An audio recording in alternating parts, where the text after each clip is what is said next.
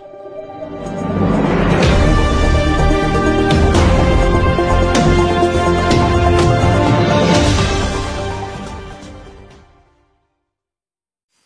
ጤና ይስጥልኝ የተወደዳችሁና የተከበራችሁ ክብራትና ክብራን አድማጭ ተመልካቾች በያላችሁበት የዓለም ጥግ ሁሉ ሰላምታ ይድረሳችሁ።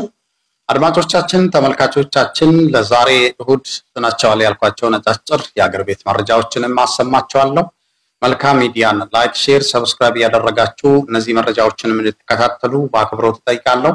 ቀጥታ ወደ መረጃዎች ነው የማልፈው። መረጃን ማስቀድምላችሁ በትላንትናው ዕለት የድሮን እያመረትን ነው ያሉት ጠቅላይ ሚኒስትር አብይ አህመድ ባለፈው ወር ከአዘርባይጃን የተገዙት በርካታ የጦር መሳሪያዎች 3 መርከብ በኤርትራ መንግስት መወሰዱን ተከትሎ ባለፉት 3 ወራት አብይ አህመድ በእነዚህ መሳሪያዎች የተነሳ ከፍተኛ ንዴት ውስጥ ገብተው ነበር። ራሳቸውን እያስናኑ ነው የሚሉት ንግግርም እንግዲህ ላይ የሳቄ ውስጤ እያረረ የሚል ራስን የማበረታታት ንግግር ነው ያደረጉትም ሲሉ በርካቶችን ሐሳብ አስተያየታቸውን ሰጥቷል። ኤርትራ ከአብይ ጋር የመጀመሪያውን ውጊያ የዙር ውጊያ የምታደርገው እንግዲህ ከሆነ በራሱ አብይ አህመድ በገዛቸው መሳሪያዎች ነው የምትዋጋው ያሉትም በርካቶች በአብይ አህመድ የተሳለቁበት ሁኔታ ነው ያለው። እንግዲህ አሁን ኤርትራና ኢትዮጵያ የቃላት መልልሶች ናቸው እንግዲህ ያደረጉ የሚገኙት። ኤርትራና ኢትዮጵያ ማለት አንችልም። ኤርትራና አብይ አህመድ ብለን ብንጠራ መልካም ይመስለኛል። ምናልባት ሰራዊቱንም ለብቻ ያደረጉበት ሁኔታ ነው ያለው። ኢትዮጵያ አሁን መከላከያ አላት ብለን አንልም። የአንድ ግለሰብ መከላከያ ነው አሁን እንግዲህ የተቋቋመው በአንድ ብሔር ላይ የተመሰረተ ሌላው ጫና የደረሰበት የሆነበት ሁኔታ ነው ያለው። ስለዚህ የኢትዮጵያ መከላከያ ወይም ደግሞ ኢትዮጵያ ከኤርትራ ጋር ውጊያ ጀመረች፣ ኢትዮጵያ ከኤርትራ ጋር ልትዋጋ ነው ብለን የምንናገርበት ሙሉ አቋም የለንም። ምክንያቱም የኢትዮጵያ ሕዝብ የመዋጋት ፍላጎት የለውም። የኢትዮጵያ ሕዝብ በአሁኑ ሰዓት ወጥቶ የመግባት እድል አላገኘም። የኑሮ ውድነት ባጥቤ እየተጫወተበት ይገኛል። ነግዶ አንድን ሁለት አድርጎ በሰላም ወጥቶ በሰላም መመለስ ያልቻለበት ቁመና ላይ ነው ማህበረሰቡ የሚገኘው። ይሄ ማህበረሰብ በእንደዚህ አይነት ሁኔታ ላይ ሆኖ ከጎረቤት ሀገር የመዋጋት ፍላጎት አለው ብለን አናስብም። እንግዲህ በምን አይነት ሂሳብ፣ በምን አይነት ካልኩሌሽን፣ በምን አይነት ተልዕኮ አብይ አህመድ ከኤርትራ ጋር ለመዋጋት እንደፈለገ ባናውቅም የሌሎች ምዕራባውያንም ይሆኑ ሌሎች ሀገሮች እጅ ይኖርበታል እንጂ ኢትዮጵያ በዚህ ሰዓት ከሌሎች ጎረቤት ሀገር ጋር የምትዋጋበት ቁመና ላይ አለች ብለን አንልም። ምክንያቱም ትግራይ ቁጥሩ በጣም ሰፊ የሆነ ተፈናቃይ ሜዳ ላይ ተበትኖ ይገኛል። አማራ እንደ ብዛቱ እንደ ግዙፍነቱ ተፈናቃይ ከቤት ንብረታቸው በቀጥታም በተዘዋዋሪም በሰው ሰራሽም በተፈጥሮ ችግርም ህዝቡ ተፈናቅሎ በየበረንዳ ላይ ወደቀበት ሁኔታ ነው ያለው። ከተለያዩ ቦታዎች ላይ በሰው ሰራሽ ችግሮች የተፈናቀሉ አሉ፣ በተፈጥሮ ችግር የተፈናቀሉ አሉ። ይሄ ሁሉ ባለበት ሰዓት በምግብ ዋስትና ራስን ባለመቻል ችግር ውስጥ ያለው ህዝብ ለጦርነት ይዘጋጃል ብለን አናስብም። ምናልባት የሁለተኛና የሶስተኛ ሀገር እጅ አለበት የሚሉትን በርካቶች ሐሳብ አስተያየታቸውን እየሰጡ ይገኛሉ። እንግዲህ ከዚህ ቃላት ውርወራ ጊዜ ጀምሮ እንግዲህ ኢትዮጵያም እና አብይ አህመድ አዋሽ የሚገኘውን መካናይዝድ ጦር በዚሁ በአፋር አካባቢ የማስጠጋት ስራን እየሰሩ ይገኛሉ። ከኤርትራ ጋርም እንግዲህ ኤርትራም ወደ ደቡብ ኤርትራ በርካታ ክፍለ ጦሮቿን ያስጠጋችበት ሁኔታ ነው ያለው። ከዚህ ውጪ ድሮን ጃመር ወይም ደግሞ ድሮንን ኮንትሮል የሚያደርጉ መሳሪያዎችም የተገጠሙበት ሁኔታ መኖሩን መረጃዎች ቀደም ብሎ ሲወጡ ነበር። እነዚህ ነገሮች እንግዲህ ምንድነው የሚያመላክቱ? ቀጥታ የጦርነት ድባብ ነው የሚታየው ማለት ነው። ሌላው አድማጮቻችን በአማራ ክልል ባህር ዳርን ጨምሮ ዘረፋ ተጠናክረው መቀጠሉን የተሰማው እገታዎችም እየተከናወኑ ይገኛሉ። ትላንትና በባህር ዳር ዙሪያ 3 ሰው ታግቷል የተባለው በመንግስት ኃይሎች ናቸው የሚታገቱትም ተብሏል። ባህር ዳር ቀበሌ 14 እና ቀበሌ 13፣ ቀበሌ 15፣ ቀበሌ 7 በትላልቅ መኖሪያ ቤቶች ውስጥ ሰዎች እየታገቱ ገንዘብ የሚቀበሉበት ቦታ ነው ተብሏል። እንግዲህ እስካሁን በባህር ዳር ዙሪያም በአንድ ሳምንት ብቻ እንግዲህ ወደ 24 ሰው እንደታገተ የመረጃ ምንጮች ከዛው ከባህር ዳር መረጃን ያወጡ ይገኛሉ። ሌላው ማዕከላዊ ጎንደር ምዕራብ ደንቢያ በርካታ አርሶ አደሮች ተረሽኗል። እነዚህ አርሶ አደሮች እንግዲህ ሲረሸኑ ሐኪሞችም አብረው እንደነበሩ ነው የተገለጸው። ዋና ምክንያት ነው የተባለው እንግዲህ ለፋኖ መድኃኒት ይሰጣቸዋል ነው። አርሶ አደሮቹ ደግሞ መድኃኒት ገዝተው ወደ ቤታቸው ሲሄዱ ለፋኖ ሊታቀብሉ ነው ተብሎ ነው። በዚህ አይነት መልክ ነው እንግዲህ እየተረሸኑ የሚገኙት።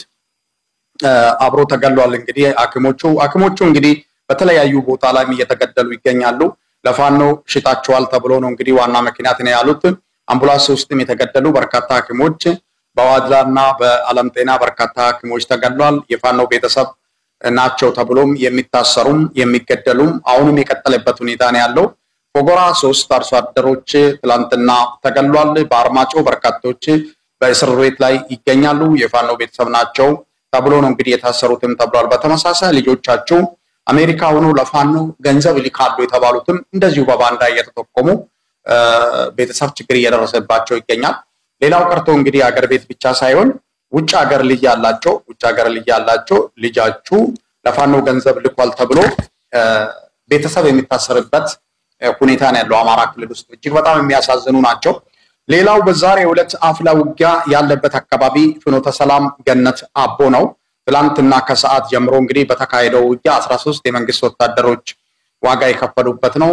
ህዝብን ሰብስቦ ወቅታዊ ውይይት ሲያደርጉ ነው እንግዲህ ፋኖ ደርሶ ውጊያ የከፈተው። በርካቶች ተጎድቷል። 13 ወታደር እንደተገደለ ነው የተገለጸው።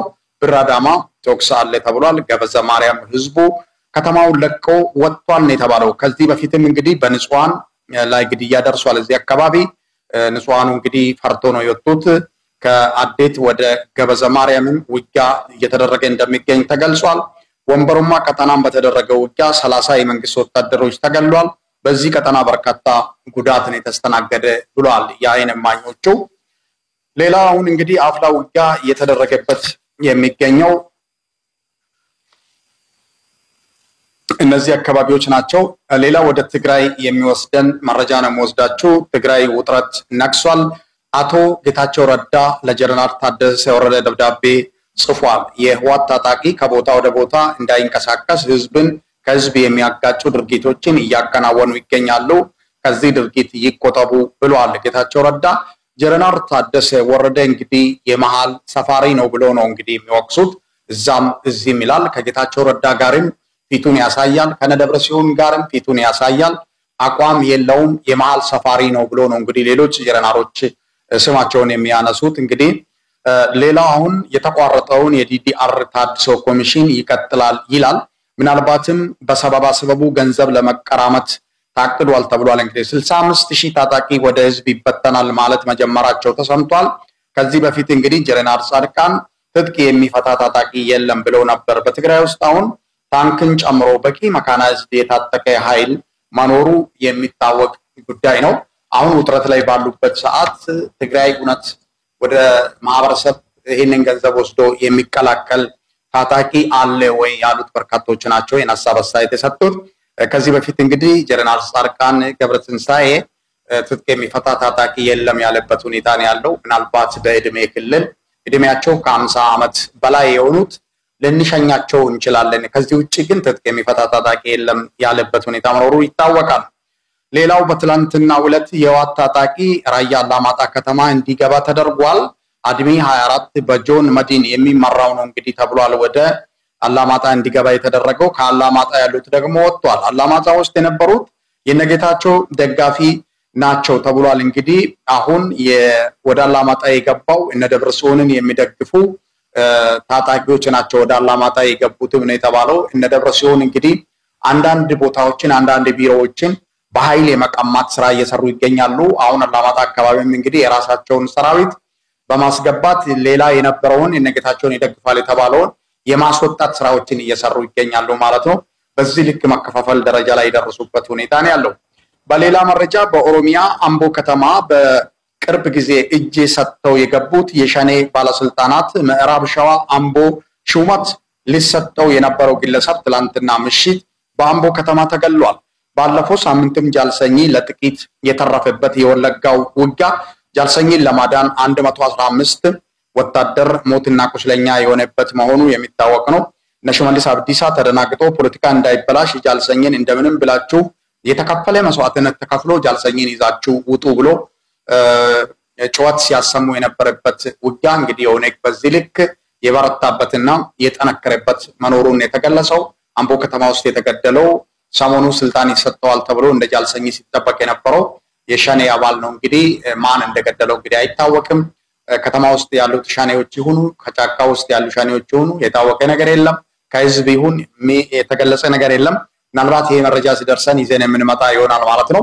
ኦሮሚያ ውስጥ እንግዲህ በዚህ ልክ ተጠናክሮ የቀጠለበት ሁኔታ ነው ያለው። ጃልሰኝም ባለፈው በወለጋ ለጥቂት እንዳመለጠን የተገለጸው አንዳንዶቹ ቆስሏል ነው የሚሉ አንዳንዶቹ አመልጧል ነው የሚሉ የተረጋገጠ ነገር የለም። ከዛ ወዲህ ሚዲያ ላይ ቢቀላለም ጃልሰኝ ምናልባት ጃልሰኝ ወደዛ አካባቢ የሄደበት ዋናው ትልቁ ዓላማ እንግዲህ ቀደም ሲል ሲንቀሳቀስበት የነበረውን አካባቢ ፕሮፓጋንዳ ለመስራት ነው። እኛ በሰላማዊ መንገድ እጅ ሰጥተናል እንደዚህ ነን ማለት ለህዝቡ ፕሮፓጋንዳ ሊያሰማ ነው የሄደበት። ቀድሞ መረጃ የደረሰው ኦነግ አንዳንድ ቦታዎችን ይዞ እሱን አጅቦ ሲንቀሳቀሱ የነበሩት 115 ወታደሮች ላይ ጉዳት መድረሱን የተሰማው።